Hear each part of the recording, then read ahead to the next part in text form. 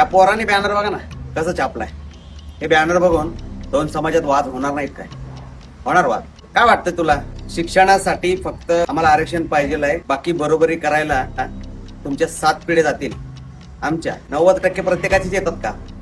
आमच्यामध्ये कोणाचे 90%, 100% कोणाचे होत नाही, 80% कोणाचे होत नाही. हुशार पोरं काय तुमच्यातलीच आहेत काय? आमच्यातली नाहीत काय? अरे तोंड दिलंय म्हणून लोकांनी काही बोलायचं, जिबीला हाड नाही, काय नाही. पहिलं आरक्षण तर 52% असलेल्या समाजाला दिले, 340.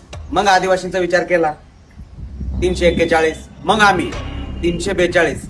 म्हणजे ज्या जातीत बाबासाहेब होते त्यांचा विचार नंतर केलाय त्यांनी आरक्षणाच्या बाबतीत. एवढा महान होता माझा बाप. लागले बराबरी हे ते बोलायला. राहिले का ते दिवस मागं जायला? बराबरी रे बराबरी कुणाला करायचंय? कुणाला करायचं बराबरी? आम्हाला काय गरज आहे बराबरी करायची? आम्हाला वाटतं आमच्यासारखं कोणीच नाही.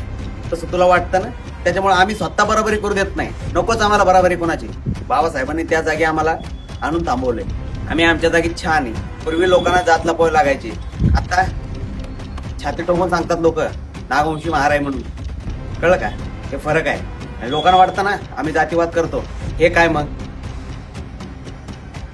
बराबरी कशाची? घंट्याची बराबरी करणार आम्ही करू देत नाही कोणाला बराबरी. काही गरज नाही आम्हाला.